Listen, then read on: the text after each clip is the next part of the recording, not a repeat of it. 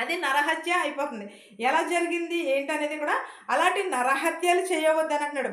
వ్యభిచారములు, లోభములను కూడా, చెడుతనమును కూడా, కృత్రిమములను కూడా, కామ వికారములను కూడా, మత్సరములను, దైవ దోషణ అహంభావములను కూడా, అవివేకమును కూడా వచ్చును అని అంటున్నాడు.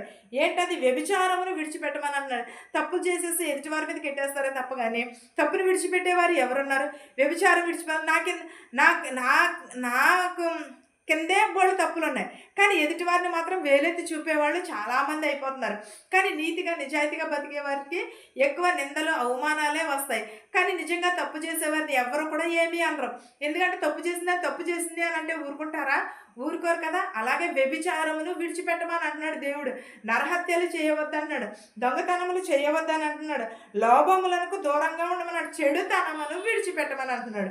చెడుతనము చాలా మనుషులలో ఇవే ఎక్కువ, ఈ రోజుల్లో ఇవే ఎక్కువ నడుస్తూ ఉన్నాయి. చెడుతనమే నడుస్తున్నది.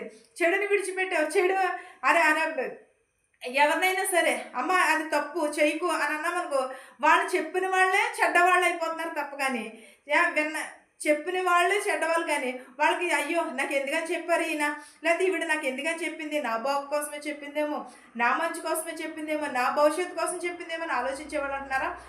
వచ్చిందండి పెద్ద పెద్ద నీతులు చెప్పడానికి బయలుదేరిందండి అని అంటున్నారు తప్పగానే. అయ్యో చెడుని విడిచిపెట్టమని అంటున్నాడు కదా, దేవుడు కూడా చెప్పుచున్నాడు కదా. చెడుతనములు విడిచిపెట్టమని, కామ వికారములు విడిచిపెట్టమని, మత్సరములు విడిచిపెట్టమని, వివేకములు విడిచిపెట్టమని అన్నీ చెప్పుచున్నాడు దేవుడు.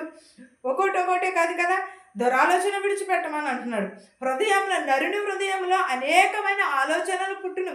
మనుషులను హృదయంలో నుండి కూడా అనేకమైన విడిచిపెట్టమని, జారత్వమును విడిచిపెట్టమని అంటున్నాడు. మొదట ఏంటది? జారత్వమును విడిచిపెట్టమని అంటున్నాడు. తర్వాత దొంగతనమును విడిచిపెట్టమని అంటున్నాడు. నరహత్యను, వ్యభిచారములను కూడా విడిచిపెట్టమని అంటున్నాడు. లోభములు, చెడుతనములను కూడా